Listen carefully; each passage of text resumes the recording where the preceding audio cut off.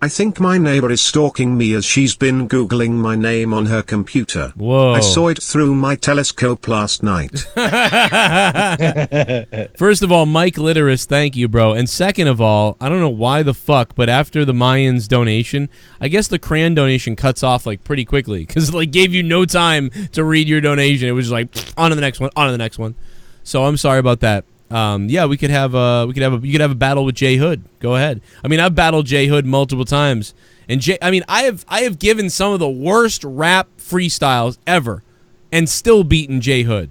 Like those have been the worst freestyles I've ever done, and they still beat what J Hood did. So you absolutely could beat J Hood. But you are the champ right now as far as digital donations go. So I appreciate that. We love your family, I guess, and thanks for the $17. Let me play one or two more, and we will go to the phone lines in a minute. Super chat. I know people want to talk. Super chat. Should I ditch work for SmackDown in Wildwood? No. Well, Let's next have a couple drinks. Live it up. Go. Have fun. You know, in mine, if you can, then yeah. I mean, but make sure you get drunk. Or drink. Don't miss if it's going to get you in trouble.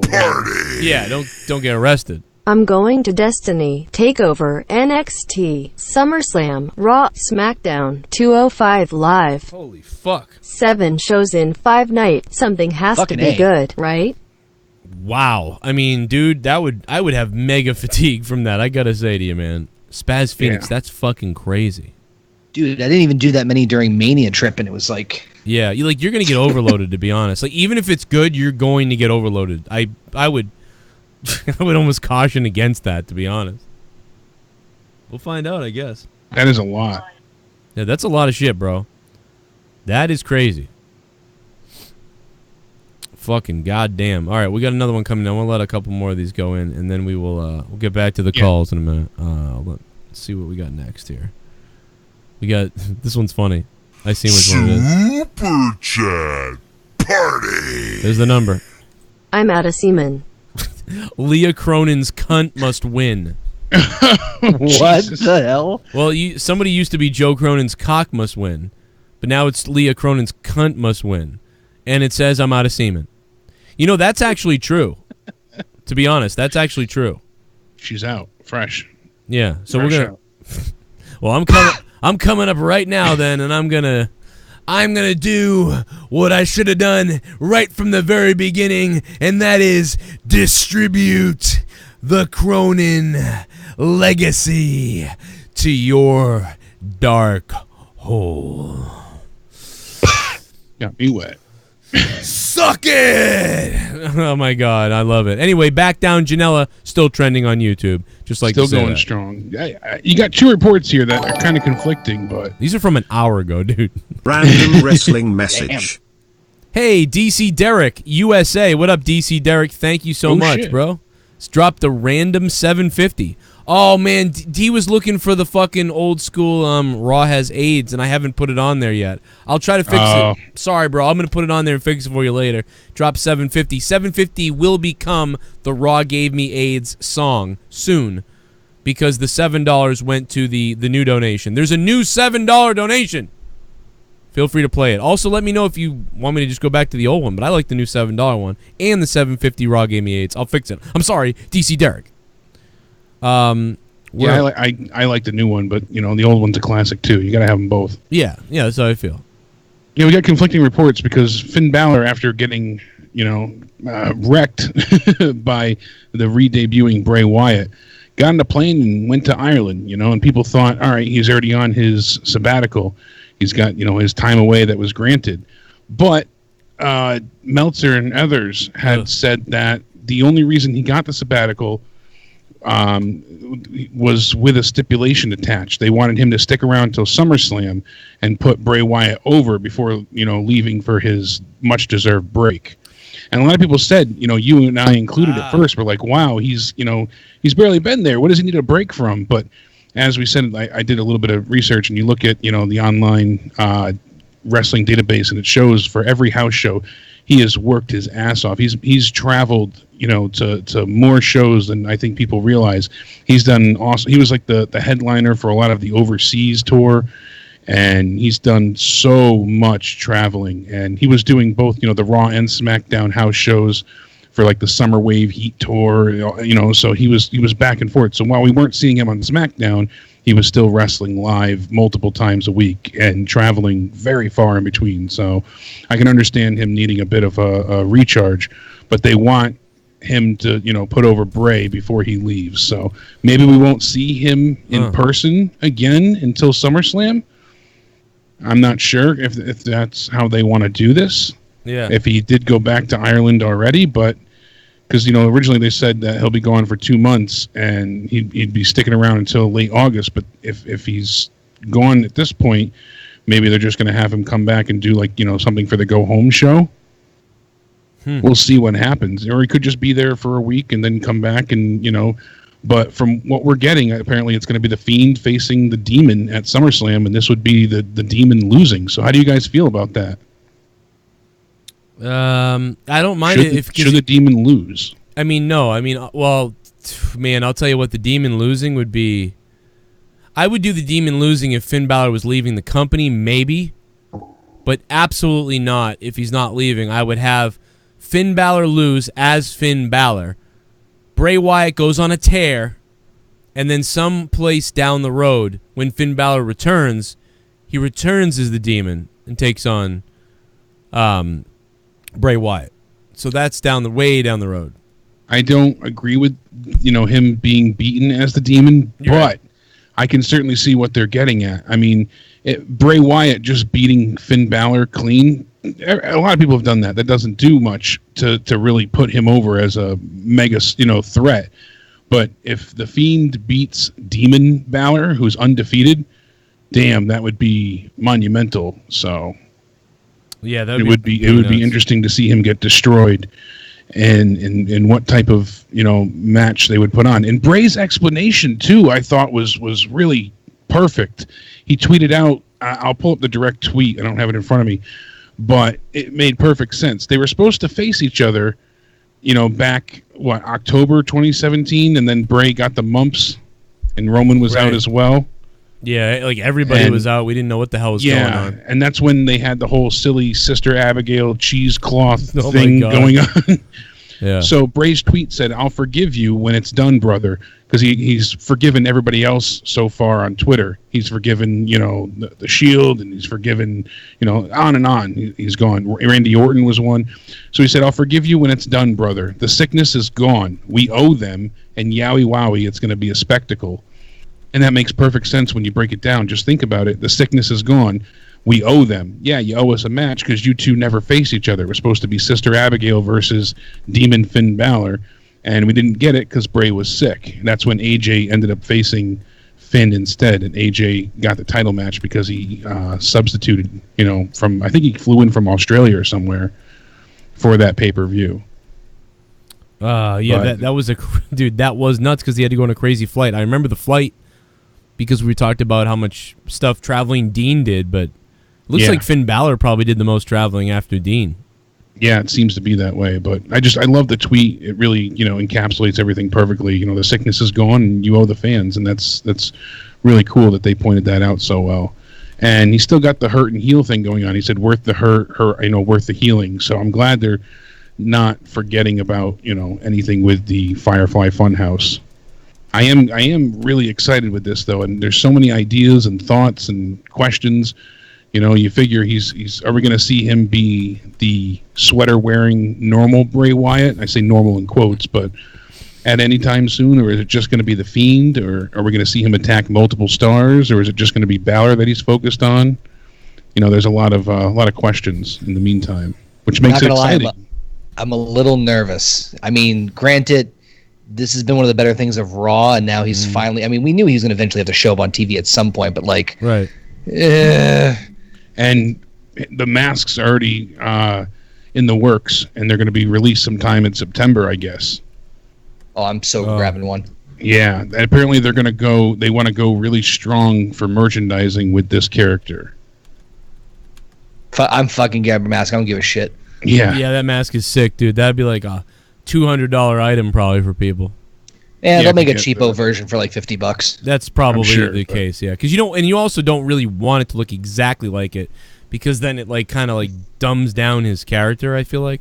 Yeah, like the Kane mask, they had those plastic kind of. Yeah, and there'll probably be something like that. But I mean, shit. I'm gonna grab one as soon as one comes out. Fuck. Yeah, I mean, there's so much detail when you really zoom into the picture. It doesn't, show up. It's not something that's like overly blatant, but Savini and everybody that was involved did an amazing job. But they're going to do a lot with the Firefly Funhouse as well for pictures, and I'm just really curious to see. Like you said, I'm apprehensive as well, but I'm more excited with this character.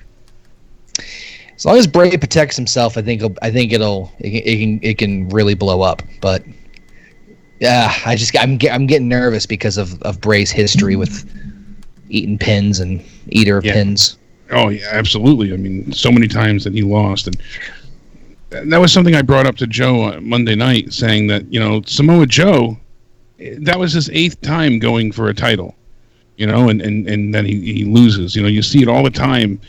It just his loss to Kofi now. That's the 8th time that he's gone through the whole exchange of, I'm going to destroy you, I'll choke you out, I'm the baddest man on the planet, and then he just can't get the job done. I feel like he is completely buried at this point. He serves and shows as a zero credible threat. He's the new Bray. Is he going to get repackaged too?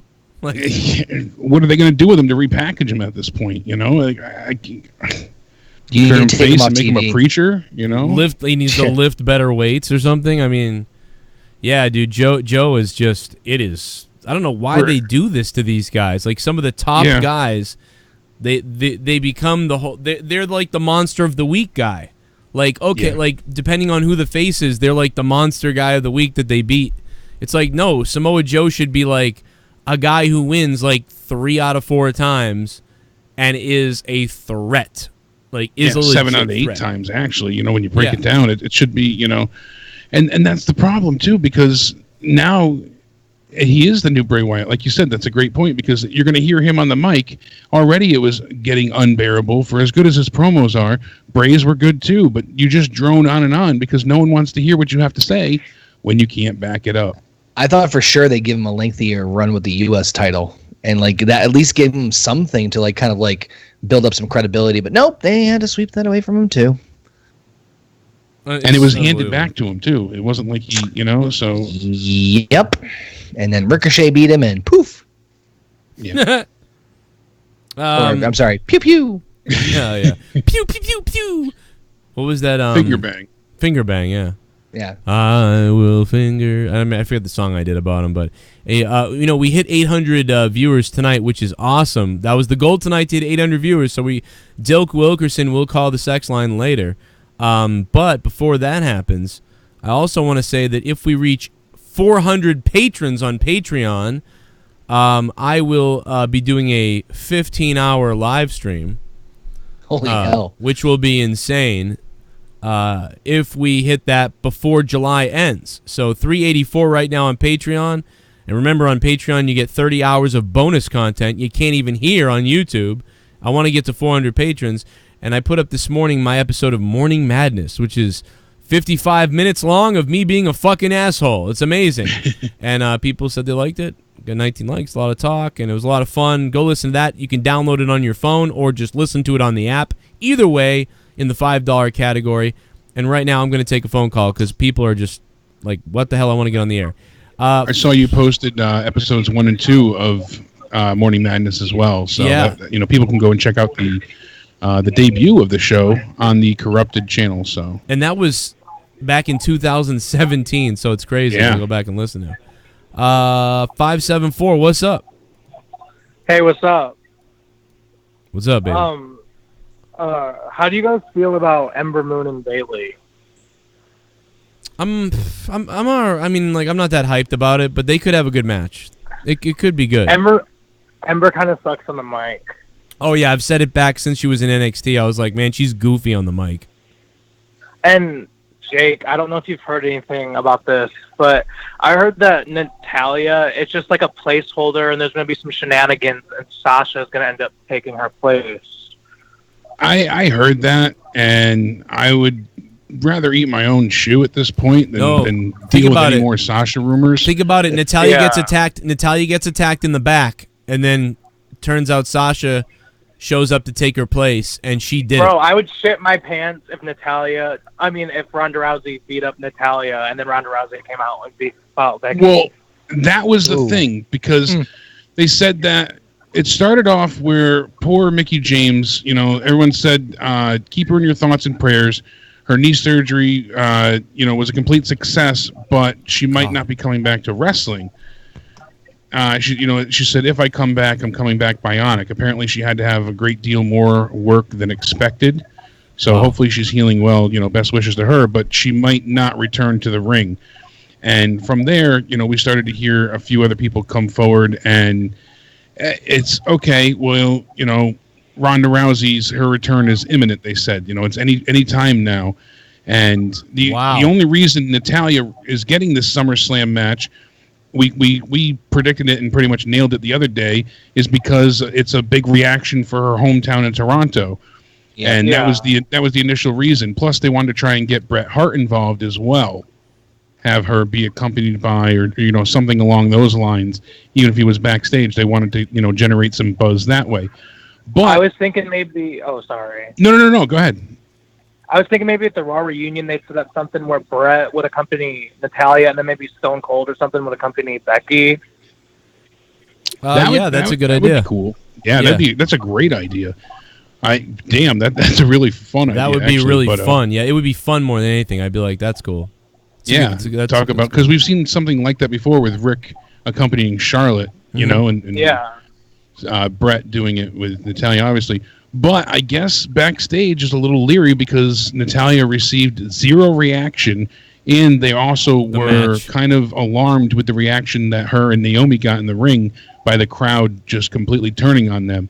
So what you're saying about the possibility of somebody else replacing her is not that far off. It could happen. They're going to see, I guess, from what I heard, they're going to see how it festers over the next few weeks. They're going to see what happens. They're going to have Natalia come out. She'll cut another promo. She'll have a few more matches, get a little bit more screen time because she wasn't utilized and seen at all. And they'll see what kind of reaction she gets. But if she got replaced by someone else, I would hope it would be Ronda. Maybe somebody attacks her, or maybe Ronda attacks her and comes back as a heel. Yeah. Ronda said she'd like to play a heel character at some point. And a heel Ronda versus a face Becky would be a shit ton of fun. Sounds good then. 619, what up, bro? Hey, so I have a question for you guys. What's up, man?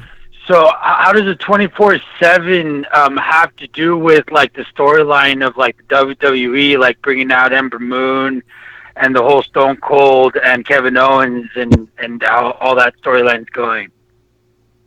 What does the 24/7 title have to do with that? Yeah.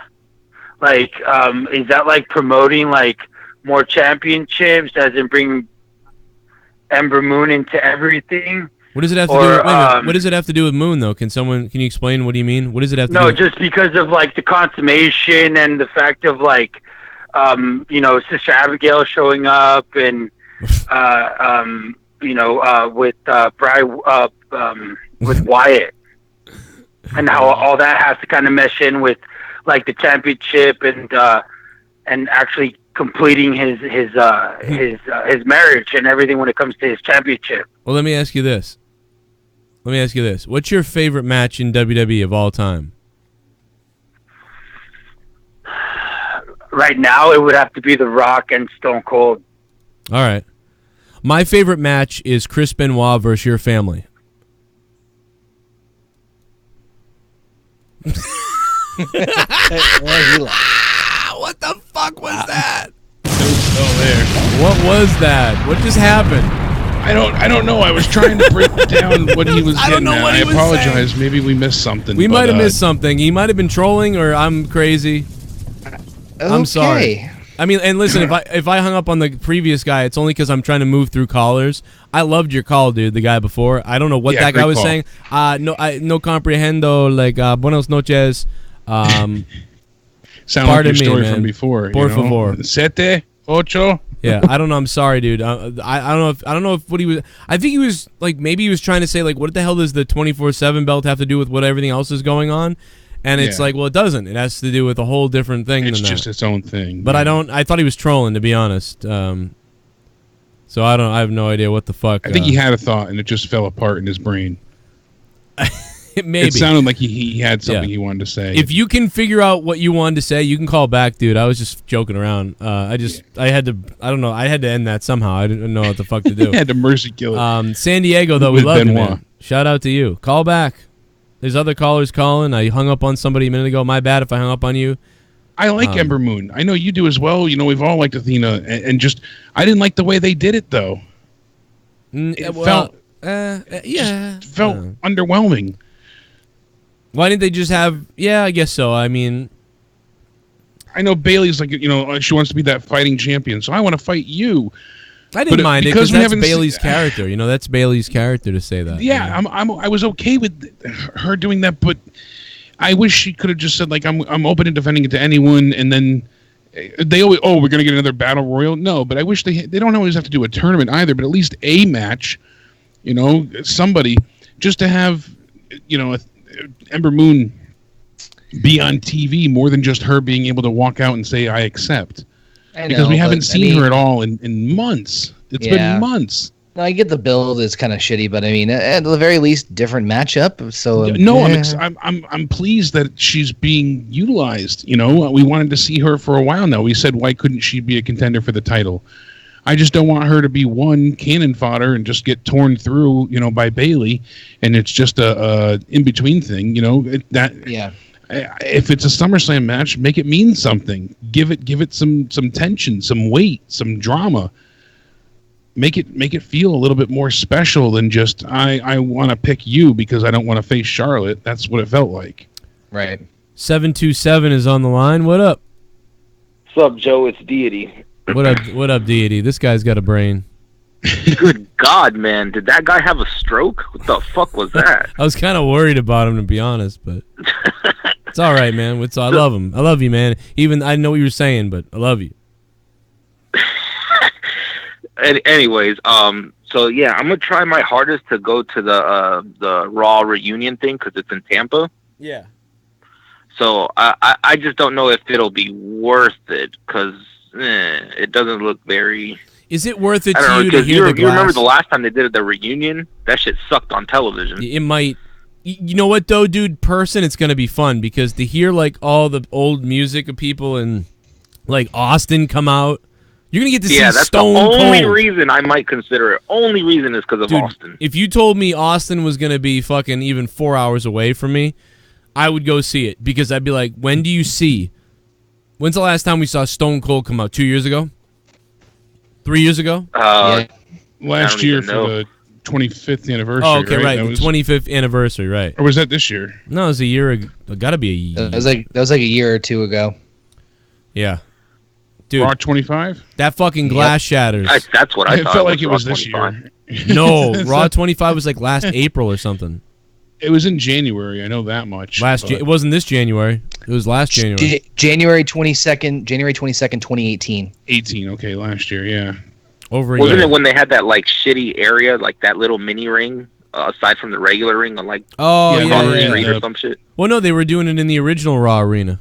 Yeah, they were in the Brooklyn Center and oh god, that disaster. It was just so bad how they worked it, and then crowds were mad at each location that they didn't get whatever. Like that was because everybody missed out on things. It's like that was poorly planned. If you went to the original Raw arena, right? Like then you got to see some of the coolest like returns and stuff. But if you were there, you had to sit there and wait through a bunch of shit for no reason. So, and if you were at the Raw show, then you got to see a show that flowed the right way, but you didn't get to see the big boys. Hell, what they did at one point was they did like a cruiserweight match while they were dark at the Manhattan arena, and then they had to cut the match short to get ready for the next segment. They're like, oh, never mind, it's over. Bye. Boom, let's go. Wow. Yeah. Yeah. And then people missed The Undertaker at one spot and DX, but they got crap at the other, and it was very underwhelming altogether. They should have had a thing where, like, if they ran out of time like that and they couldn't get a pin, just have them run away. Like, be like, guys, chase each other. And they chase each other out of the, like, oh, wait a minute. Like, and the referee's like, where you going? And then just call for the bell, like, like right away. Like, this is fucking hilarious. These guys just run out of the arena. That'd have been great. That would have been a good idea. Like, fuck it. Yeah. And there's no better than what we commentary. got. The fans are just like, what the fuck just happened? But they don't know because there's no commentary. So they're just like, oh, it ended in a DQ, I guess. Whatever. Fucking hilarious. Oh, man. What'd you think of SmackDown? It looks dude? with I hope they get rid of Shane McMahon soon, because like I was watching the past 2 weeks and Owens, they're trying to make Owens like the replacement Stone Cold, and Shane's supposed to be the replacement Vince McMahon. Like, he yells at him, he yells back, and he has a problem with authority, and he's messing up stunners. It's getting real weird. Yeah, the problem is, like, again, like everything WWE does now, it's a nice little thing that they're doing. It's a nice little thing, but it's nowhere even near the level of what went on before. It's very contrived seeming. Yeah, it's not even close. So, if they're looking for that, I get it, but it's like they're never going to hit. If the McMahon-Austin rivalry era time was probably a 9.5 out of 10, if not a 10, the greatest thing like you've ever seen, this is like a fucking 5 out of 10 at best, and that just does a disservice to the whole thing. Like, I just think it's a side story. I don't think it's something that's going to go on for a long time. I don't think they're really trying to do that, but I do think they're like, hey, let's kind of do that for a little while with Kevin, see what happens, and then move to something else. That's what they're doing, because the crowd, they're not listening to the crowd the same way they used to, and the crowd isn't really giving them anything definitive to listen to, because everybody's cheering for different shit everywhere. It's kind of funny that the Kevin Owens thing, I think it has Bischoff's prints all over it, to be honest with you. And not because I think they're trying to recreate Owens as Austin, but they're trying to create, I think, and maybe this is just me, it seems like they're trying to make Owens the quote-unquote unpredictable wrestler, where you don't know what he's going to do or he's going to have, which obviously is a lot of what Austin did with Vince. But like, that's Bischoff's thing, is like he's always wanted to, like, unpredictable TV, live TV, you don't know, spontaneity, you don't know what's going to happen. And I think that kind of is Bischoff's motif, and that's kind of what I think they're doing with Owens. I don't think they're looking to push him to the moon or be the next Stone Cold or be the next big superstar. I think they're just trying to add some quote-unquote unpredictability to SmackDown. Yeah, that's all I think it is too. I think you're right on. I think it's just, hey, let's do something a little more exciting than we've been doing, and have Kevin be kind of, does his own thing. He's kind of out there. Yeah. But they really need to step it up. Unscripted. They need to step it up if they want to get to some kind of crazy level of shit. Like, remember when they really need to elevate things desperately. Shane put AJ through the car windshield at one point before Mania? That was good stuff. I remember that. That was good shit. That was pretty good. Like, the women's thing with the cars, although it was kind of funny. That type of stuff. Yeah, they really need something, like I said, to be next level. And even that was like, they came off funny, which was weird. Yeah. But so many people did like dubs of it over with music and shit. Like Barney. Hey, Deity, anything else, man? No, man. I just, like I said, I'm gonna try to get tickets, because I thought this wasn't gonna. I thought it was gonna be just a normal ass Raw, and then at the last minute they're like reunion, and I'm like, oh fuck. So I hope they didn't sell out tickets. I'm gonna try my hardest to get some. Yeah, man. I might think about going to that maybe, because with Stone Cold, that's fucking crazy, bro. Deity, thank you for the call. Don't want to miss that. Yeah, man. That's. Shit, I gotta be honest. I'd go if you could get an $80 ticket somewhere to be at that might be kind of cool. Yeah, that's worth it. Super chat. Spaz Phoenix. Killian Dane and Mia Yim are the beasts of NXT. I agree. Aren't they in the UK version of NXT? Spaz Phoenix, thanks for the $2. They're on the main NXT. Main roster. I thought they put main NXT. I thought they put Killian Dane in fucking the UK. No, they put on tonight to attack Matt Riddle. I haven't seen Who it. the fuck? They put Alexander Wolf from Sanity over in the UK. It was Wolf. I was like, I knew it was because he's got an accent. He's from UK. I'm guessing. I mean, that's probably why you thought of Killian. I'm surprised they didn't put Killian Dane over UK, honestly. But I mean, they put him quick in the program with Matt Riddle on NXT. So I'm like, hey.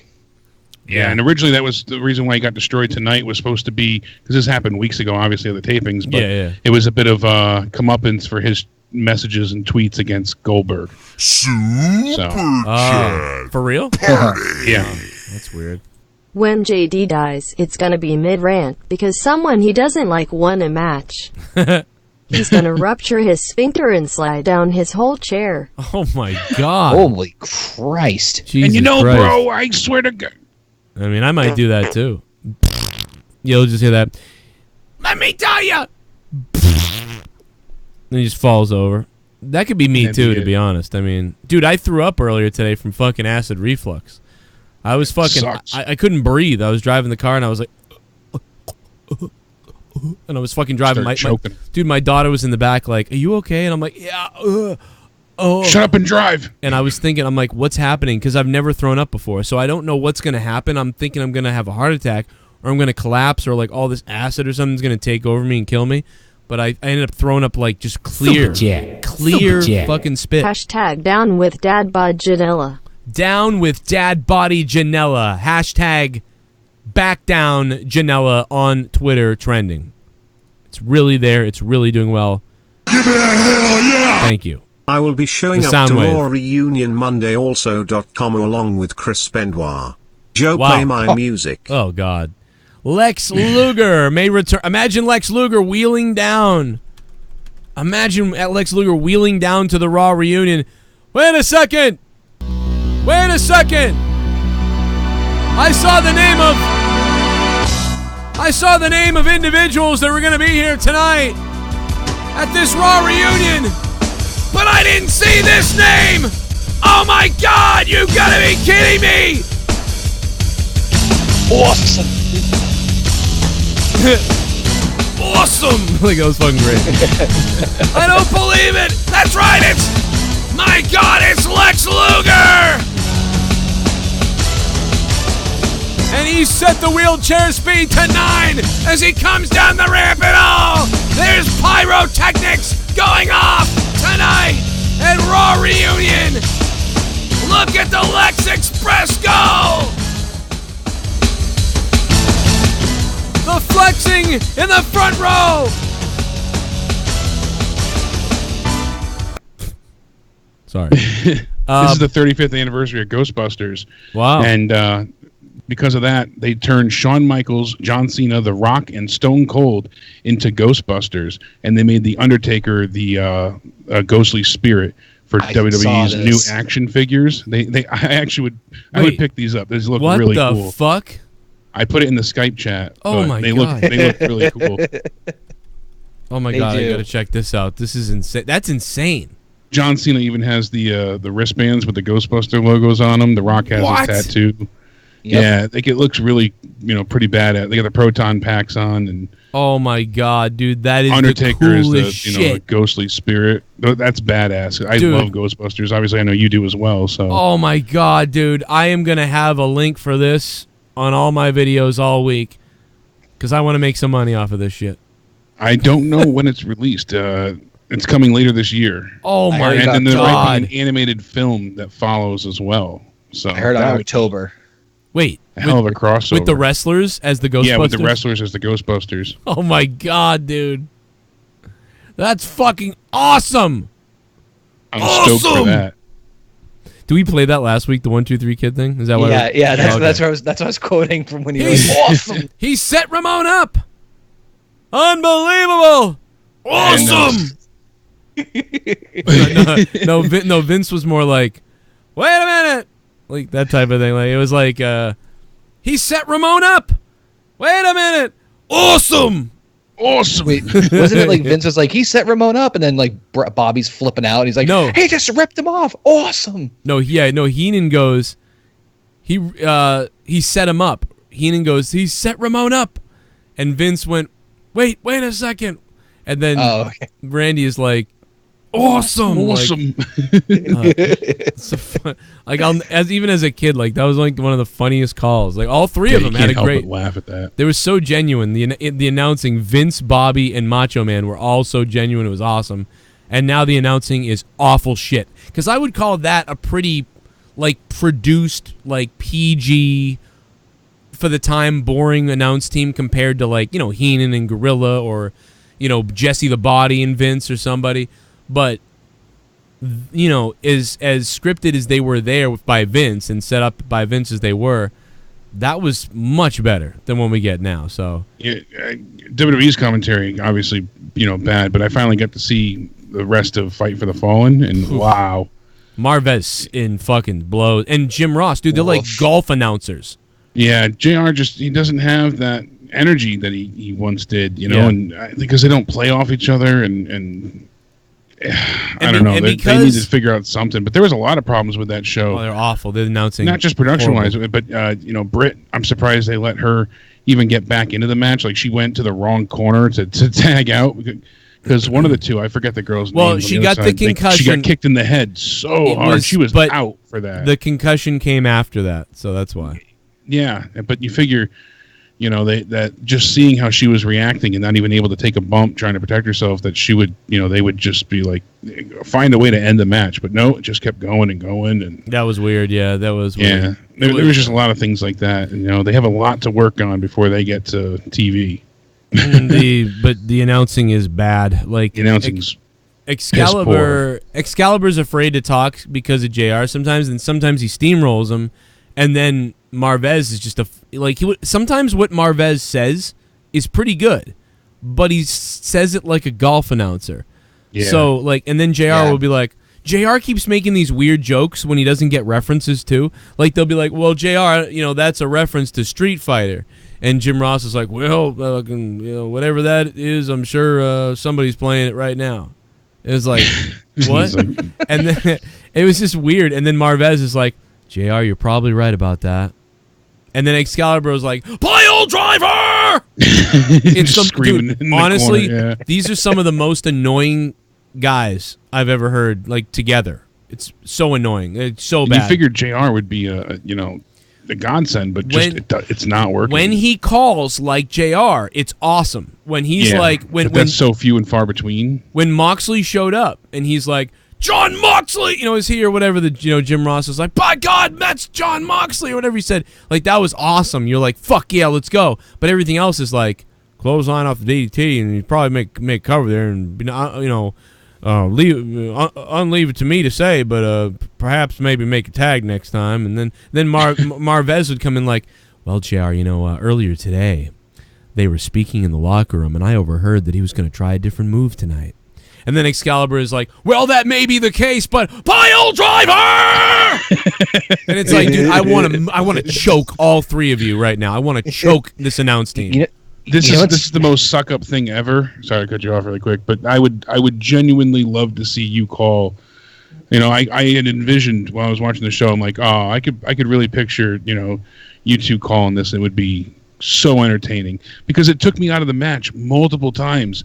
For when the Young Bucks was facing, obviously the Rhodes Brothers. Oh God! Because they're trying to tell a little bit of backstory, but you don't need to reminisce about the same. But they brought up like the same point, I swear, 15 times, and it's like, come on, just they're missing calls and spots while trying to, it just none of it flowed nicely. It was distracting. Get a couple beers in Joe like he was at SmackDown, and me and him will do commentary and we'll fucking crush it. Yeah, absolutely. It'd be crazy. See, I'd like to have, I would, Connor would be really good for, backstory and talk over. You know what I'm saying? I'd really like him for that. And if I wasn't doing the play-by-play, I would do the heel commentary.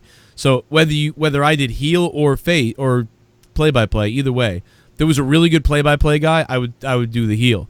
But if not, play-by-play, that, and then Connor, as the guy, Connor would be, if I was putting a team together, I'd make Connor my Marvez, because Connor would say that type of informative stuff, but he wouldn't say it like, well, Joe, so I'd be like Mike Tenay. Yeah, you'd be like Mike Tenay, which I think is what they wanted Marvez to be, but he's so fucking weird, and he's never called before. That's the other thing. This guy's never done this before in wrestling. So, it's actually funny you bring that up, because if you go back and watch some of the the build up going into Double or Nothing, you see when they announce they make the announcement of Jim Ross coming back as the head commentator, you see them practicing commentating a match between the three of them. What the fuck did that sound like? Yeah. Was it just marbles mashing together at that point? What the fuck? What point? Someone just chewing on a microphone. Fucking Cody's nodding they fucking got this. Did what? Are you sure they got this? They didn't even mention too, like when they did the super kick to their head. Like they didn't say anything about like, that's the head that was attacked by Ty Dillinger and or whatever Sean Spears. You know, you see the look on their face right there. They know what damage was done to the back of Cody's head, and they took a second and they almost made a mistake and they went through with it. What type of consequences are there going to be? And, you know, for them to actually, you know, all these things they could have said and talked about, and they didn't give a shit. They were just like, oh, we don't even know the story, I guess. For some reason, it's just like, imagine the power. Well, look at that super kick as they go to Cody's head. Yeah, but did you see that pile driver? Yeah, whenever I noticed he loves the pile driver and he loves Death Valley Driver. He like any type of driver. Death Valley driver! Death Valley driver! Hey, Excalibur, I need the right kind of tool for this. What kind of tool should I use? Should I use a screwdriver? Screwdriver! Perfect, thank you. Pile driver! He also got really antsy with, I think it was the Spanish Fly that he went off for. Well, like all my calls are like, I would yell too, but I just don't have I don't want to do that. I would be like, pile driver! And, you know, or fucking, you know, Death Valley driver almost drove him through the ring. You know, that's that's my call. Surmise and actually describe what happened. But you don't just yell out the name of the move. He just yells names of moves like shooting star. Shut the fuck up, you masked fucking idiot, dude. Shut the fuck up, dude. Like seriously, bro. Like Styles Clash. Like it's just like, dude, I want to choke you. I want to hurt you. It reminds me of Heavy Rain when they had the glitch when the game breaks at the end and you just hear him yell his son's name like Sean, Sean. You know? I'd hate to know what it's like for him ordering drive-through. Yeah, you know, Big Mac. like somebody in the chat just wrote perfect. He goes, they're cool moves. That's why he yells louder. What a pile driver, a Death Valley driver, slam. Like I mean, like what? Like. I honestly don't like it. Maybe some people out there love it. If you love it, that's cool. If you like it, that's awesome. I wish I could like it. I want to like it, but I can't. It's fine in small doses. Yeah, a little bit of it. Like if he throws it out there once in a while, like something different, I like that. But he does it a lot. And so like when it's like off the rope on a clothesline, and now he scoops him up, Michinoku driver, and down go. You know that sort of thing. I like that. That to me is how I like to hear things. Flow to it. But if I hear the clothesline ducked underneath, he scoops him up. Michinoku driver! Like that, you sound like a fucking retard. I'm sorry. Especially when that's all you're saying. You're not saying anything before or after. Yeah. Pile driver is devastating. Yell, pile driver! Like that's but pile driver! Like that fucking dude. You like that sounds fucking retarded. I don't care what people might love him. That's great for them. I'm glad you enjoy it. I think it's retarded. That way criticism. Oh, go ahead, Connor. I would just say the way he says it, that's great for like an epic battle where someone has a pile driver. He's hit it 3 times already, and that is literally the last thing you hear before the 1, 2, 3. Yeah, exactly. Like the very last thing. And you're like, you know, dead on. You really, you know, like, from the bellows below. If he didn't do that, like he does, and he just out of nowhere in a big match, like you just said. In a big match, it's the end of the match, and fucking Kenny Omega hits the V trigger out of nowhere, and he goes V trigger, and then one winged angel or whatever, fucking one winged. They can't get it right. JR says one thing, someone says the other thing. They're calling it 2 different. One winged. I noticed that. I noticed that Excalibur was like the one winged angel, and then JR was like the one wing angel.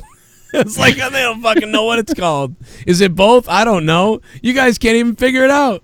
Fucking, I don't even know. Hey Connor, talk like drunk Alicia Fox again, lol.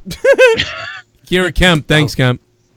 God, drunk Alicia Fox. I haven't done that in fucking forever. That was old. Classic. Oh man. Yeah, I hate the way they're heavily reliant on the time limit for matches. Sing, thanks for subbing. What up, Sing? Yeah, this match has a 10-minute time limit. Well, you know it's gonna be. Yeah, this match has a 20-minute time limit, and it's not every match had the same time limit either. You know, but give me a hell yeah! Doesn't bother me. Any news on Cena or Edge being at reunion? No. Taker wasn't announced either. Rated R Superstar. Thank you for the donation. It doesn't look like either one. Doesn't look like it for either one, to be honest. Which is weird considering Beth works for the company again. Whatever. Yeah. I know Christian's announced, but... Well, Edge might... It's got to be scheduling, I would think, or budget. Well, Edge said he wanted to, but we had heard that at one point when we talked about it last week, but we'll see what happens. Super chat. Might be the cannabis, but I'm really feeling this. Brandon Jewel, thanks for the $2. Or Jewel. I don't know.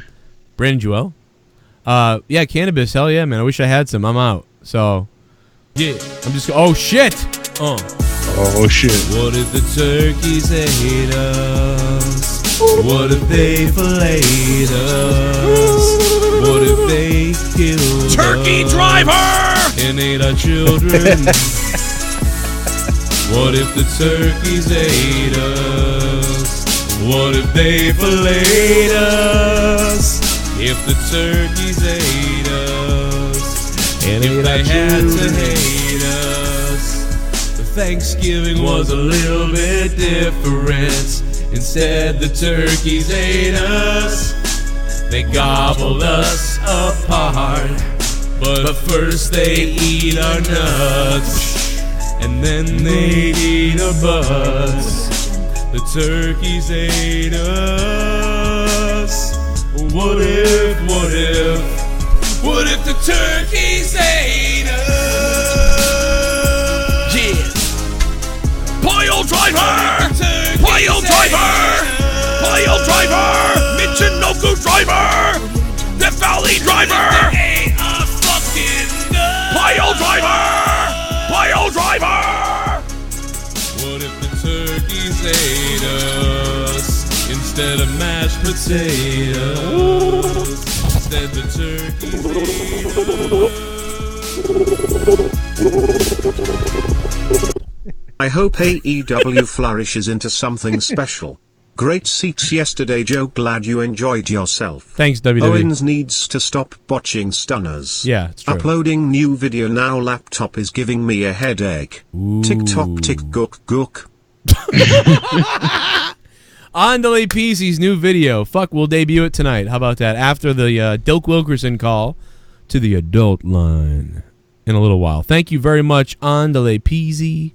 And you are now the top motherfucker and the champion of the show so far. Damn. That gets stuck in my head every time we have that come. Yeah, it's like, you're like, oh, this is a long one. But at the same time, you're like, yeah.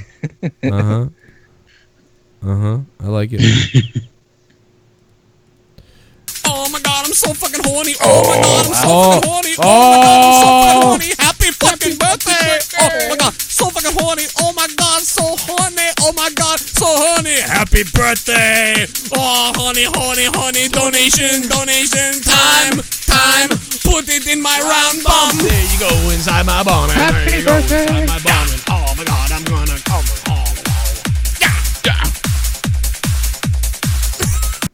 Joe, have you ever got your dick sucked from the back? Also wanted to tell Tommy that Deb licks the ass and ball saku deb deb deb deb debbie deb debs deb deb deb debbie. Oh. Dick sucked in the back. What do you have to do? Like tuck it and bend over? That's an interesting. The goat. Alexa's left butt cheek. Thank you for the $16. Alexa's left butt cheek. Somebody had asked us earlier our top 5 hottest females for wrestlers. That comes up a lot. People are fucking... I know. Oh, dude, let me tell you something. Mandy last night, in person, I went, whoa.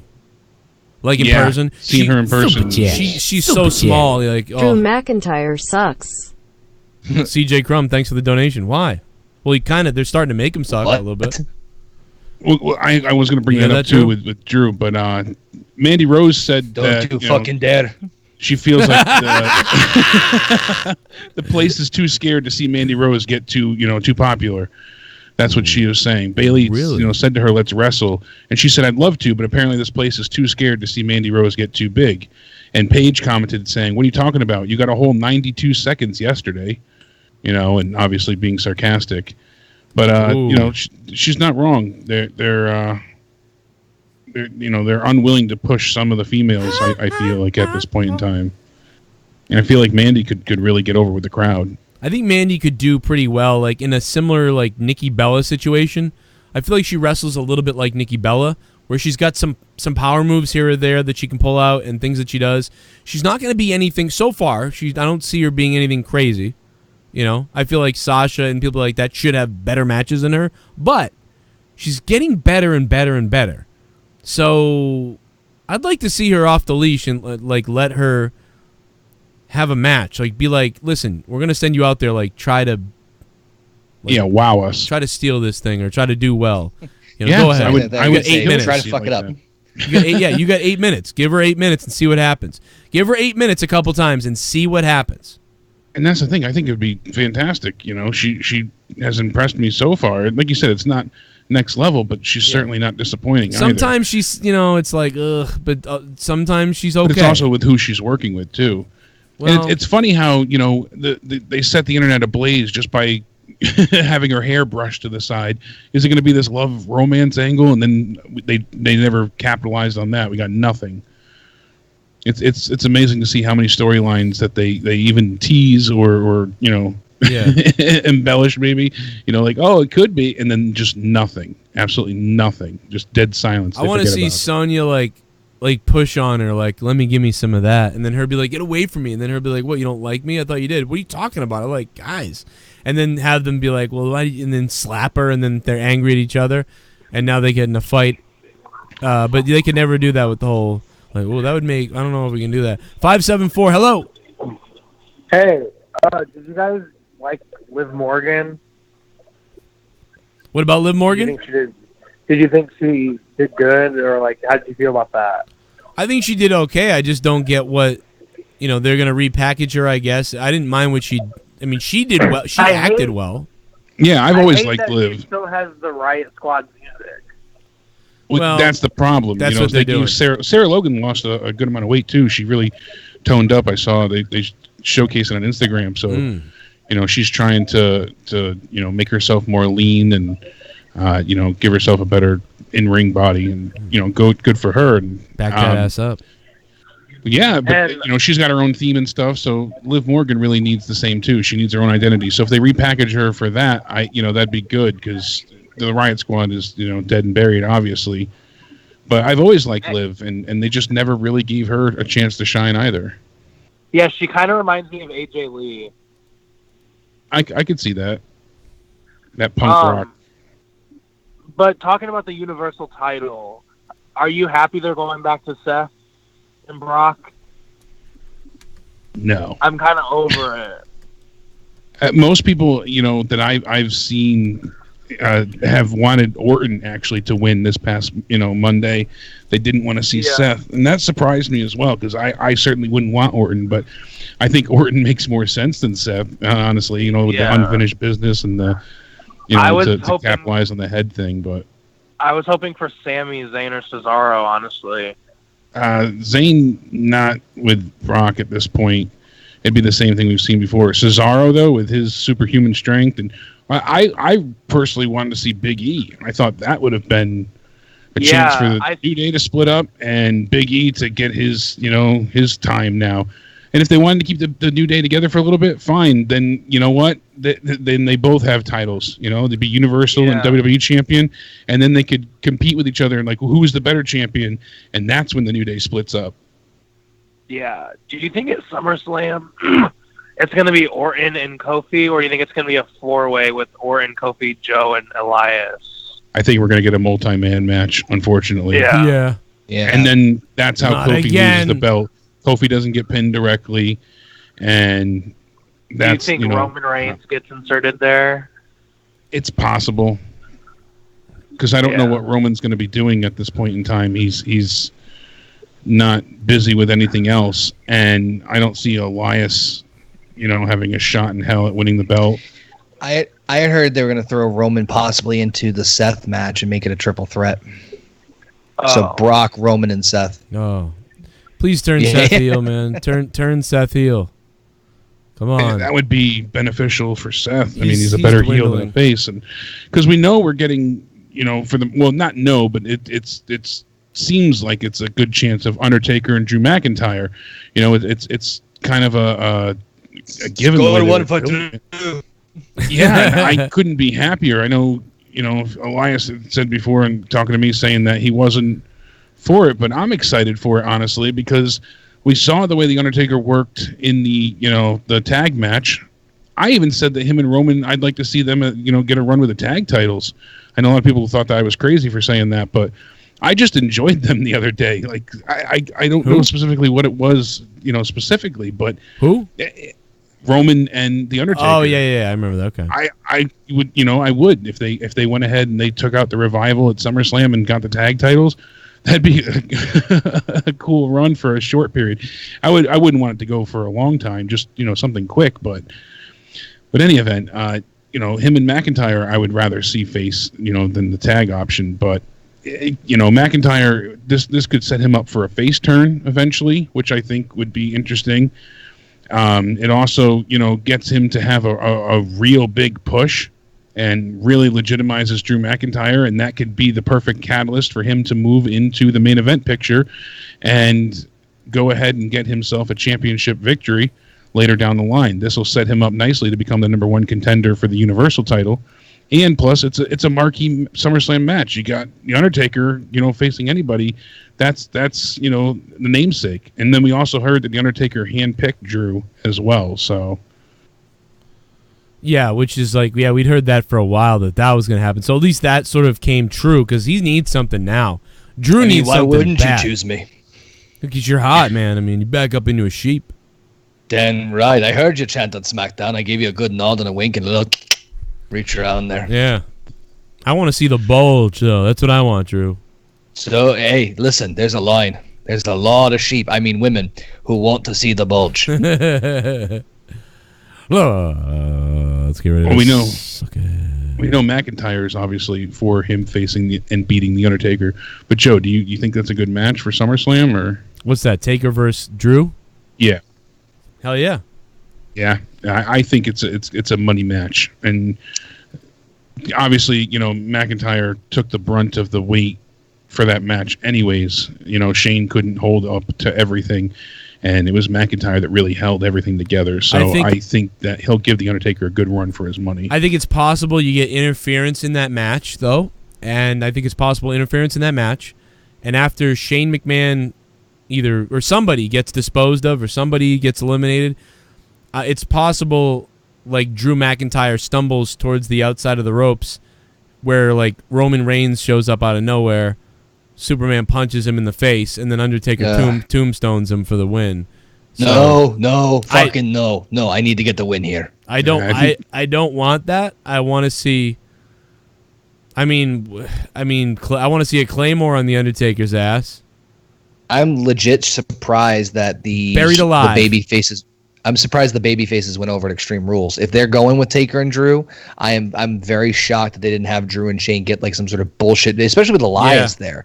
For fuck's sake, they could have easily had shenanigan pinfall and then set up this one, and so just aggravated me. They're gonna see it as you're in there with the Undertaker. That's already epic for Drew, and Undertaker wins. But it's awesome that he's in there, and it'll look like $1 million. That's what. Fuck. Tell that to fucking Heidenreich. Yeah, but they got to stop doing that because it doesn't work in the long run. If you lose, people remember that. It's not, oh my God, he was against the Undertaker. It's he lost the Taker. I know they think that the rub comes just from being involved, but I disagree because Drew McIntyre, we still value him right now, and he's lost to fucking Roman and lost to a couple dumb losses for Drew. So we still value him. So if he had but not many. If he has a major slobber knocker with the Undertaker and loses in the end, that's gonna mean something. The Undertaker doesn't get in the ring with a lot of people anymore.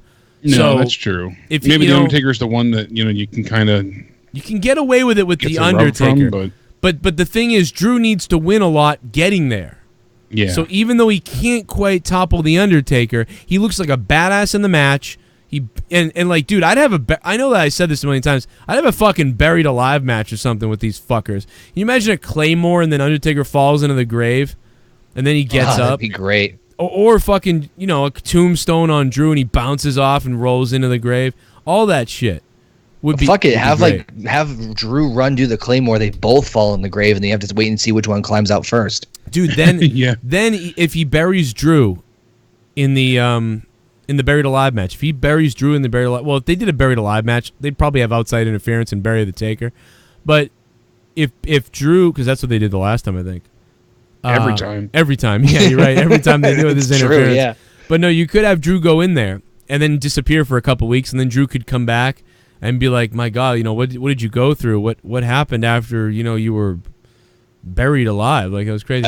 I went through dirt. But no, lots of fucking dirt. No, you say something like, he would say something like, "Have you ever been as cold as the most coldest ice in the earth, in the darkest place of the blah blah blah, and through the depths, the smell of worms and bugs crawling and the darkness, up my ass, smelled like Stephanie's pussy. I am gonna take all that darkness. I've never been to a place like that." And then he goes, "I'm gonna take all that darkness. I'm gonna take all that cold.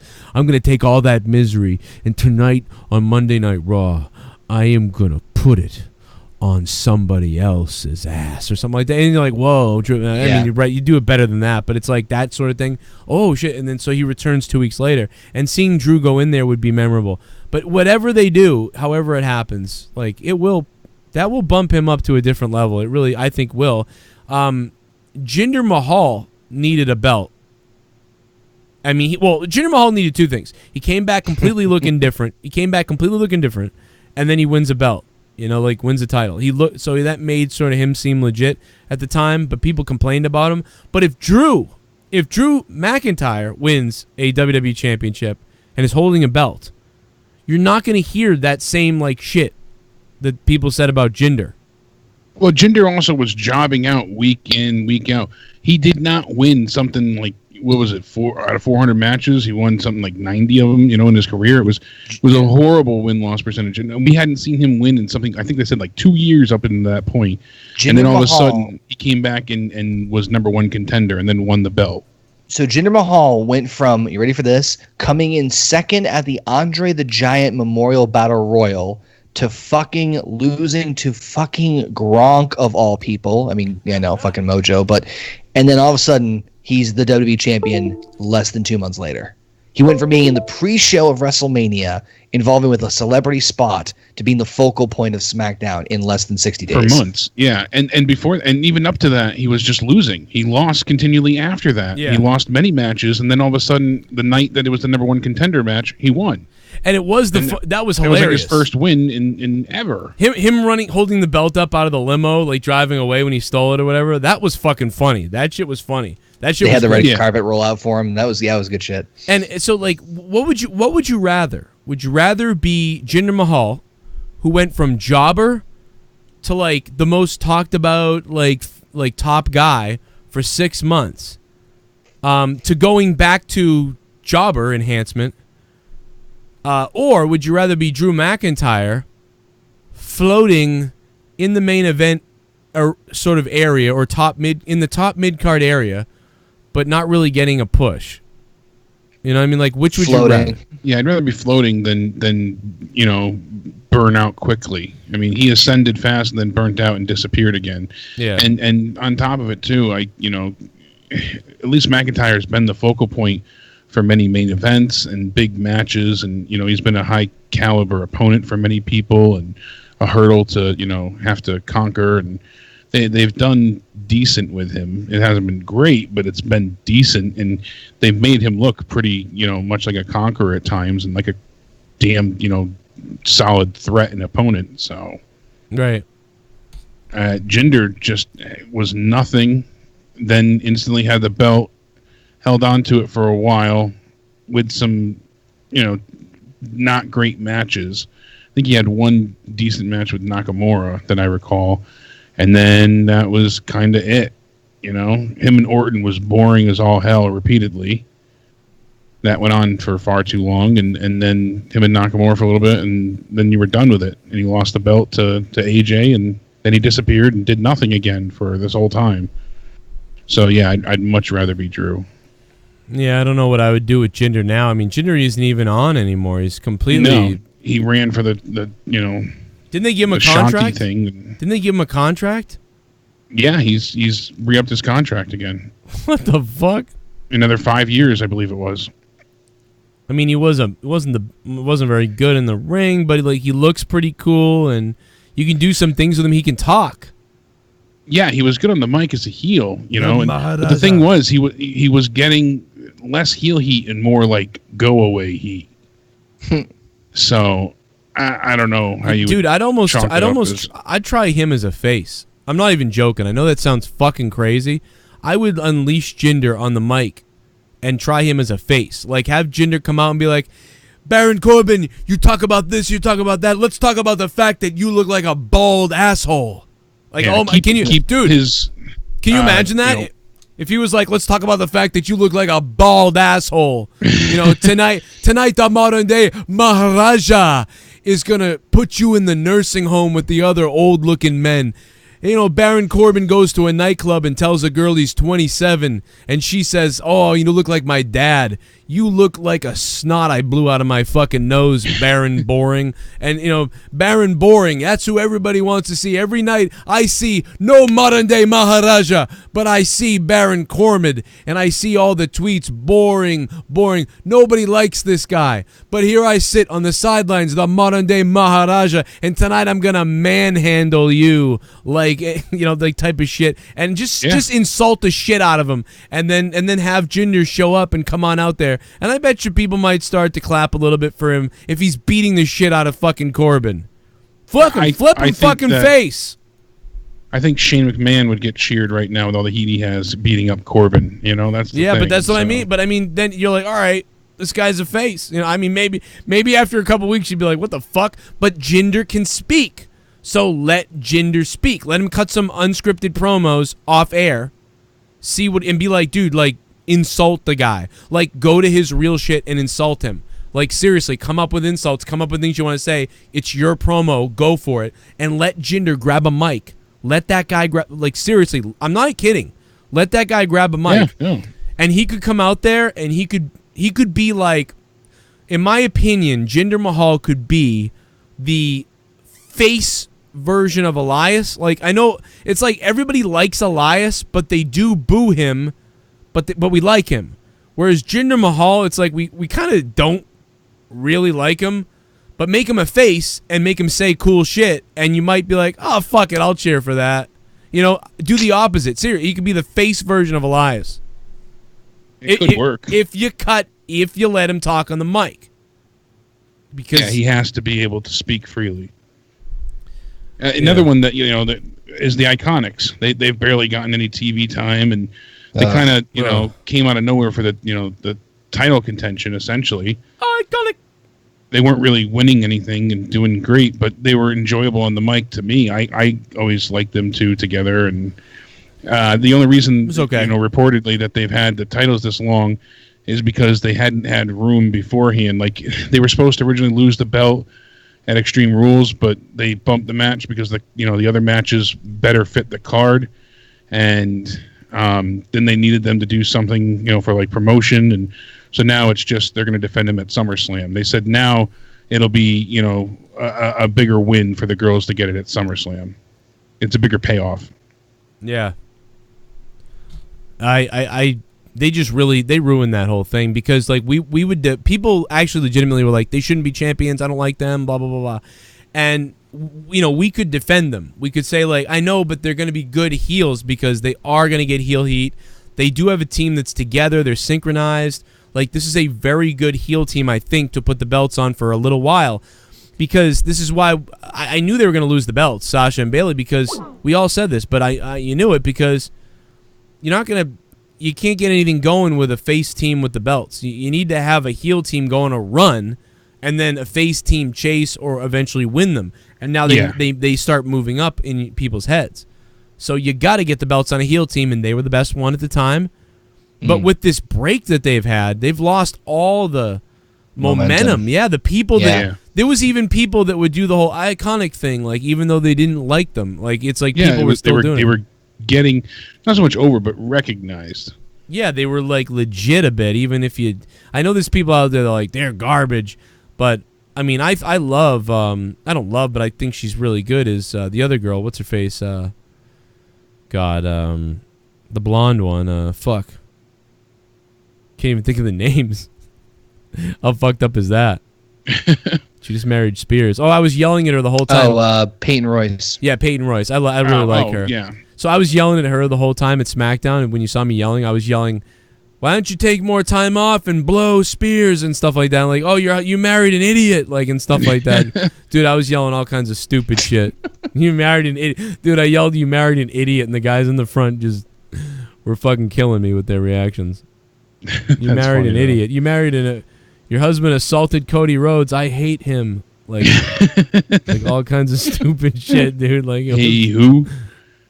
Speaking of interesting too, I guess the plan now is, as we had said before, was to have Nakamura face Mustafa Ali. So yeah, obviously. Oh, dude, he walked up to him and was like, "Oh, nice title." Yeah, well, like, now dude, we got. But no, but seriously, no. We had predicted that beforehand. And, I know, but I have to say they're this. definitely going with it. So they have to stop this. They have to stop the whole like, Nakamura, what are you gonna do with your championship? Hey, nice title. Just wanted to say, congrats. What the fuck are you? That's not a fucking confrontation. You know, dude. Especially with the way Ali's had all these awesome vignettes and like, docu promos that he's done. He's done some really cool things and some things that were interesting, to say the least, different. And it had like a YouTube vibe to it, almost like a vlog thing, and it felt real at least.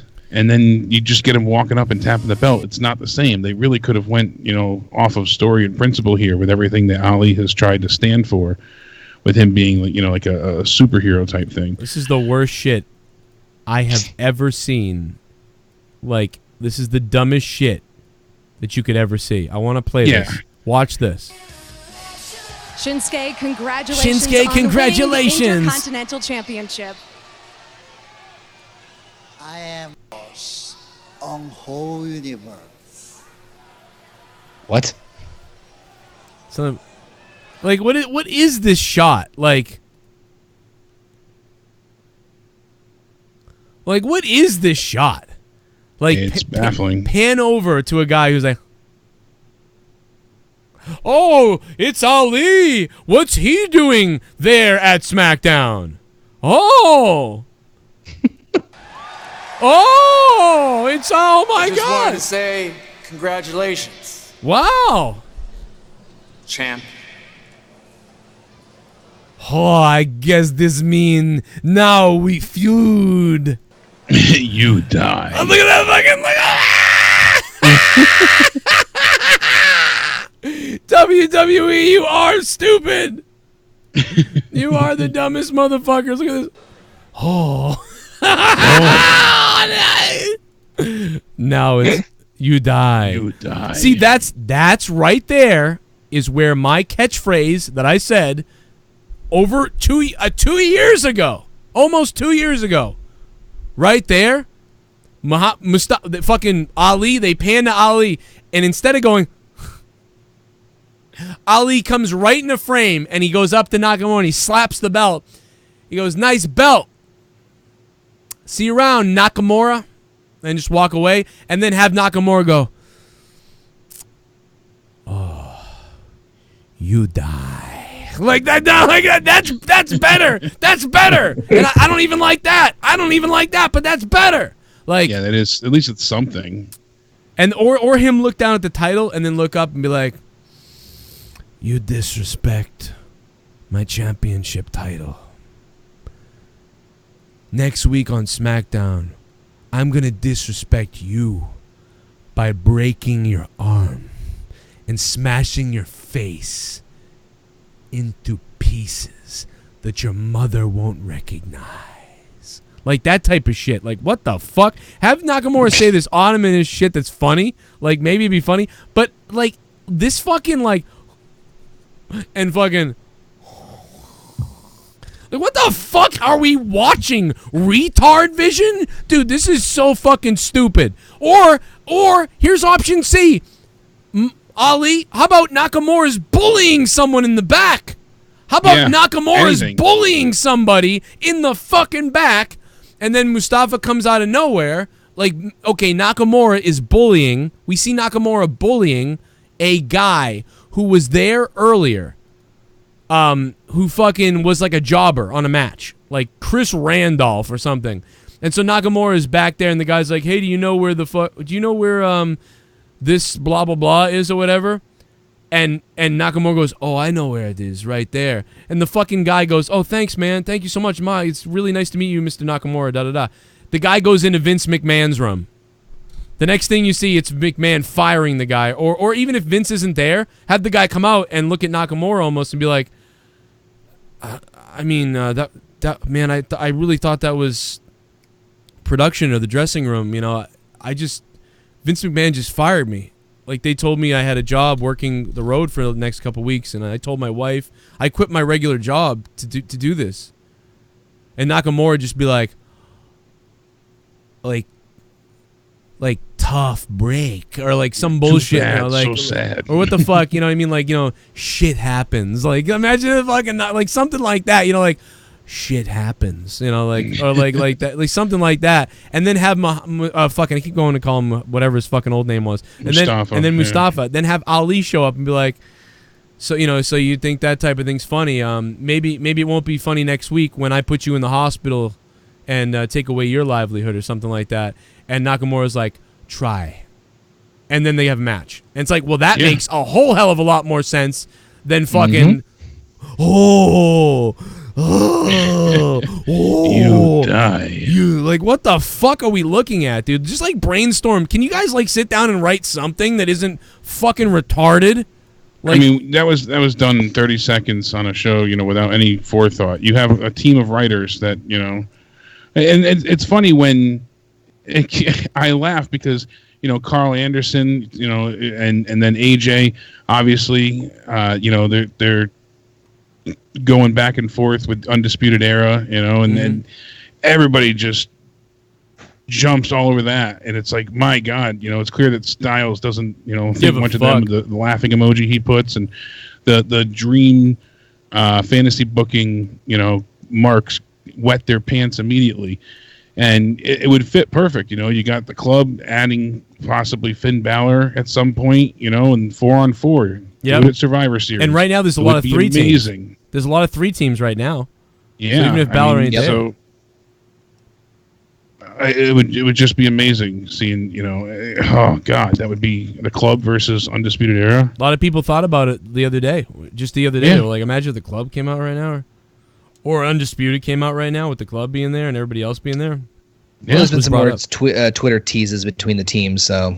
Yeah, exactly. AJ, you know, saying that, you know, he doesn't think much of them. And then on top of it, too, you hear with Tommaso Ciampa saying that, you know, he's told Sports Illustrated he'll be back sooner, you know, than expected. He's doing well. And he said that, you know, people don't know if I'm, you know, going to Raw or SmackDown, but here's a spoiler. I'm not. I'm going to NXT. If somebody tries to tell me otherwise, I'm answering them with a no. So he's adamant about going back to NXT. And no, I'm not making fun of Japanese people. I'm literally I'm literally doing an impression. Like, that, is that not what he sounds like?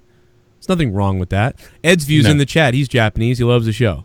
If I do white people, I do the revival. I do, well, fuck, man, we got to go down there and shit ourselves in their assholes. Did you ever say making fun of white people or making fun of the revival or making fun of Southern people? It's like, no one said that. So, like, get the fuck out of here. Come on. Is Drew McIntyre being made fun of? No. Yeah. Are we making fun of Scottish people? No one said that, right? Yeah, because you don't care unless it's a minority. But fuck it, I'll make fun of everybody. So fuck off. Just for anyone saying that. But no, it's just fucking. Damn right. You like that? See, no double standards here. Let's have the same fucking standard. That's about it, man. Like, I don't know. I have nothing else as far as my own comments and news.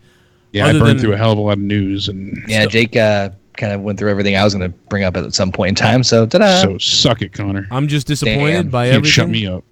Disappointed by everything overall, and I'll continue to be disappointed. And I don't see any ending to this disappointment, no matter who's in charge. That's the sad reality. No matter whose butt is hurt. Dave Rose, when we had that fight, I always think of that. When he goes, no matter whose butt, I'll say whatever I want. No matter whose butt is hurt, or whatever he said. I don't know. It was really funny. No matter who's giving the pile driver. Oh my god, dude. Speaking of that, it is now time for Dickie Nos to take over. Dickie Nos, are you there? Come sit down at my chair, Dickie Nos, and call the adult line, Dickie Nos. Dickie, come on over here. We got Dilk Wilkerson coming in. Should I sit in the fucking chair? Are you talking to me, Joe? Yeah, Dickie Nos, come on over here. I'm Dilk Wilkerson, Joe. Oh, yeah. I'm sorry. You're Dilk Wilkerson. What I call you, Dickie Nos? You call me Dickie Nos, you fucking idiot. All right. Shut up, man. Come on, take it easy. Come on over here. Have a seat. Get you set up here, and Dilk Wilkerson is gonna call the adult line. Who knows what the fuck is gonna happen when Dilk Wilkerson gets on the line here. He's coming over here. He's putting the headphones on. I'm moving over. He's gonna sit in my seat. And Dilk, I wish you all the luck in the world, bro. Hold on a second. Let me get your mic on. What do you think's gonna happen here, Jake? You think we're gonna have a? You think he's gonna last long on the call? I don't know. I heard he finishes quickly. Really? Yeah. Word around the news station is that Dilk is a former Minuteman.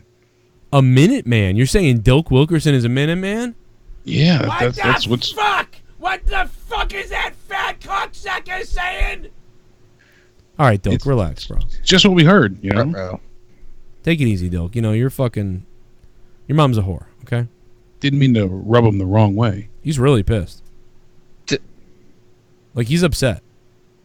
I'm sorry, Dilk. It's okay. It's normal. Happens to the best of us. Well, he's mad, man. I mean, he's fucking pissed, bro. I mean, he's gonna be mad too. He's gonna be mad for a while. I'm betting. He's always mad. Is he gonna call angrily now? I mean, I hope not, because I feel like if he calls angrily, like it's gonna be like not as fun to listen to. We got to get him into a calmer state. Yeah, get him into a good state of mind, guys. Dilk, who cares if you finish quickly? It's all about having that gigantic hog. You know, the ladies. It's all that matters. They say you're stuffed. Oh, I have a hog, all right. I have a big fucking hog. See, all right, well, hog wild, yeah. That's all you got to bring it up. You know, tell them you can make it hard for days. Yeah, make it hard, make it long, make it fast, make it proud, baby. All right, let's find a cheap America. one. We only got $12 on the thing, and my card's declining, so. I'm not joking. So we got about $12. So, all right, let's try. Better come quick.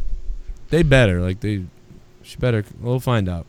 Dilk, come sit here, man. What's up? What's up, brother? You sit right here. All right, you fucking. Let me sit in your fucking seat. All right, go ahead and sit in my seat. Go ahead, have a seat, Dilk. Wow, Dilk gets to sit down. Dilk, welcome to Out of Nowhere. How the fuck do I operate this thing? Well, Joe's right there for you, so he can help you. Well, just don't hit any buttons, please.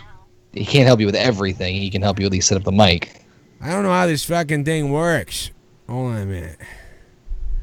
I think you got it. To your chosen flirt. How do you do? You hang it, you hold it here? What if it fucking falls? Until you are connected. Hold it tight. Yeah, I'll try to. I'm trying to grip it tight for you. You want just enough so that circulation doesn't come through. Oh, God.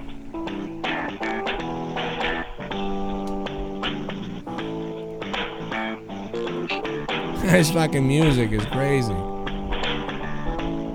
Low budget elevator. This music is nuts. You ever call one of these lines before, Dilk? Please introduce yourselves. Hi, this is Holly. What's up? This is Dilk. How you doing, Holly? Oh, I'm excellent. And yourself? Oh, I'm fucking awesome. I'm I'm just drinking. That sounds fun. Maybe I should go pour a glass of wine for myself so I can join you. Hell yeah, down that shit. Oh. What are you drinking? Well, yeah, I'm drinking Malibu and Captain Rum Spiced Coke. Malibu and Captain with the Fuck yeah. That sounds good. Let me tell you something. My favorite food is cum. Your favorite food is cum? Oh yeah. Yeah! Yeah! That's one of my favorites. I'm gonna kill your dad. Do you like to be fed your own cum? No, what? Oh, stuff it in my face. It's a home cooking. Wonderful. You know, what's your favorite number? My favorite number is 4. My favorite number is 15, because that's how many lions have eaten my friends. Lion? Roar! Roar! I eat popsicles because it's like sucking Eskimo cock. Yeah. I mean, I can eat that. Yeah, I mean, I'm a friendly guy. You know, like I always say hi to people if they look gay. Is that because you want them?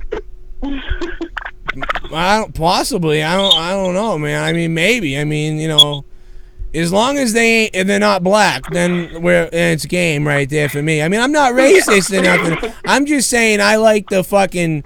I'm not racist. All right. I love everybody except. What's got you? Sounds like you're partying tonight a little bit. Oh, I'm having a party. It is a party. Hey, do you like the state of Arkansas? Arkansas? Yeah, cause I can't say I've been. Cause I've raped 3 women in that state. It's fucking South Carolina myself. Oh, North Carolina. Oh no, North Carolina, like Black Mountain, North Carolina. No, South Carolina, like Spartanburg. Where the whores are. I get you. I get it. Yeah. I don't know about that. Well, I knew some. I'm here, but... I knew some. Not you, mate, but I knew some girls down there. You know. I hate washing my clothes because I love the smell of my own cum. I guess that I had a partner who wouldn't wash like his underwear or his pants after we had sex, just so that he could smell the sex the next day while he was at work. What a fucking fruitcake! What the fuck? Yeah. Wow. He would go to work and he'd text me that he could smell our sex every time he went to the bathroom. Sounds like this guy I used to know from, this guy JD from New York. He would smell his own asshole and then finger butt plug his own private parts. I knew a couple that would do that. All right. My favorite, this is getting to know each other, you know, getting to know each other. My favorite color is red because it looks like my ex-girlfriend's period blood.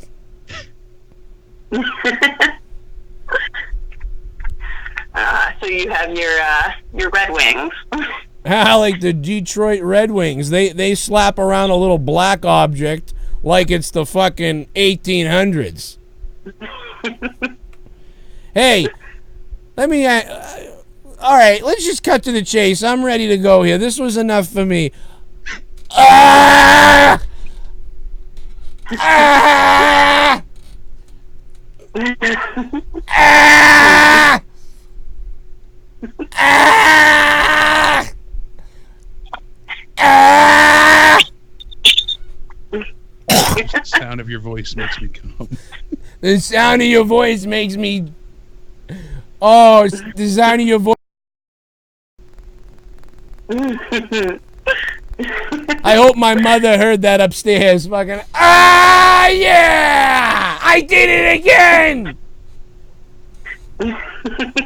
Why are you laughing? Don't laugh. It's not small. Why the hell are you... What are you laughing at? Why are you laughing at me? I hate myself. No, you're fine. That's why I'm laughing. That's what makes me laugh. All right, listen, here's the deal. I got mad at my buddy because he said that I'm not a comedian, and I told him I think I am pretty funny, and he says I'm not a comedian. And he used to be my friend. He used to support me and everything for like a year, and now he says that I'm an asshole and I should have my family taken away from me, and I'm not a comedian. I think you're pretty funny. Yeah, well, I mean, I don't know what to do about him. It's like, what? I don't know, like, should I, like, block him off my Facebook or something? Well, if he says you're an asshole, so he's an asshole, I guess. Time to play the game! It's all about the game! And how you play it, it's all about control! And if you can take it, I am the game! You don't want to play me? I am the game, no way you can take me. Look over your shoulder, get ready to run. Like a good little bitch, a smoking gun. I am the game, and I make the rules. So come on over here and die like a fool. Try to figure out what my move's gonna be. Oh, no, you're a sucker, and don't you ask me. Don't you forget there's a price you can pay. Cause I am the game, and I want to play.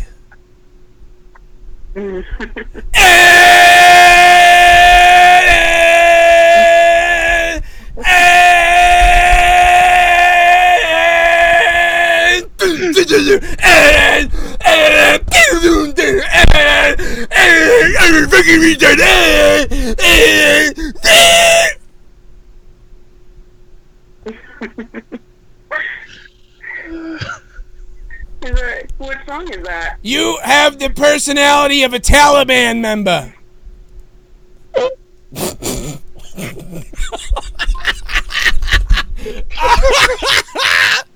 Oh my god, dude!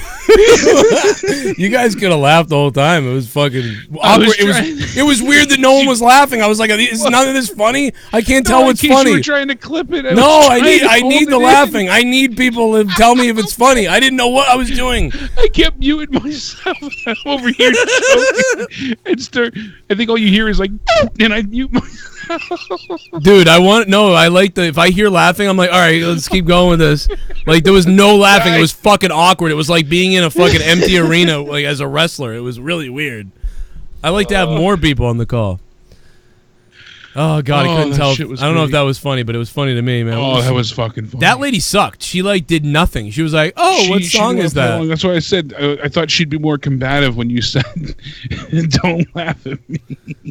But Dilk is a true legend. Don't laugh at me. Well, the best part, like I even told, like when I said I'd rape 3 people. Yeah, that's the state I've raped 3 people. Right over that. She's just like, no. She doesn't care that Dilk's an admitted rapist, but. So I'm gonna pretend I didn't hear that, so I don't have to report that. Yeah, she's saying, hey, it's okay, Dilk. You can. Oh, what? No, South Carolina. Oh God, it was like being in the WWE empty arena. Yeah, it was weird. I'm sorry. I tried to like just everybody hearing it. I was trying to think of like different lyrics to the Motorhead song that I could fuck up and be like, try to figure out why I drive this Humvee. Like I was gonna say all this goofy shit. Anyway, Dilk is gone. I mean, I don't know. Dilk was gonna say that. Did I just break the car? I don't know. Oh, I don't know what I'm talking about. Dilk Wilgerson is gone. Dilk Wilgerson left. He ran out of here. He was embarrassed. WrestleMania 36, Ryback versus Lashley. Oh, God, no. Ryback? Dude, it would have been funny if I spit the water. Oh my god. The only way I would accept Drew going over Taker is if they have some really well written and executed segments with him, where someone does something way over the line to him, making him more motivated and intense while still a bad guy. Ah. Yeah. I think that might work too, Dickie Nas. Yeah, that's an interesting take. Buenos noches. It is 1:50 in the fucking morning. Holy shit. Thank you, Dickie Nas, for the donation. I appreciate that. Looks like our top guy tonight's going to be Andale Peasy. So, listen. Connor from OKFabe. YouTube.com/OKFaber. Give him a sub. He apologized. His daughter woke up, so he had to take off, but he's listening on his phone. And all right, Connor. Good night to the daughter, man. I'm sure my daughter will wake up any minute now, too. Oh, that was so funny. And Jake, as at Countdown ended on Twitter, Jake DeMarco was here. Thank you, Jake. Thank you. Thank you, everybody, for chiming in and having some really great calls. And as always, it's a blast to be here. So hell yeah, baby. Everybody better check out, Morning Madness on the Patreon, and don't forget you got Throwdown tomorrow night on the Corrupted Nation channel. So yeah, baby, Throwdown. I love your cock, baby. I really do. Sorry, I was MIA for most of that, but man, I was in fucking stitches. I could hear the whole thing while I was. I had to go take care of my daughter for a second, but I could hear the whole thing from my headset. I was freaking dying. I'm telling you, man, I was all fucked up because I couldn't hear anybody. I should have not muted myself. I feel bad. I didn't know. Yeah, the laugh. I wanted you to clip it. I need the laugh track. Yeah, you need the laugh track. There's silence. It's fucking bizarre. Like if all the sex line calls have laughing over them because people are laughing. So like no laughing was like freaking me the fuck out. I'm like, oh fuck, this ain't funny. We don't want to ruin the magic. And either. honestly, when you hear that again, it's not going to be as funny because it's like what the fuck. But like if you're laughing, reacting to it, like it's funnier that way. So yeah, we should have had that. Damn. But oh well. But Arknolia PZ, dude, I don't see because then even the stuff that isn't that funny at least sounds like it's funny. Arknolia PZ, dude, where is the video? I thought you had a new video coming up. Is not up now, or maybe it's not up yet. I think he's still. All right. Well, we'll get it. Come up. We will play the new song. Because I don't see it. Friday night. Oh my God, I'm dead. I'm dead. We'll play Arknolia PZ's new song Friday night. And for now, take some of this ass. Good night, motherfucker. Well, I don't even know. Am I gaming? I'm not gaming. Not tonight. All right, Jake. Guys, I'll see you later, man. You guys have a good night. Hope your daughter's good. Mwah. My boyfriend used to do that. He was not bathed. That's fucking weird.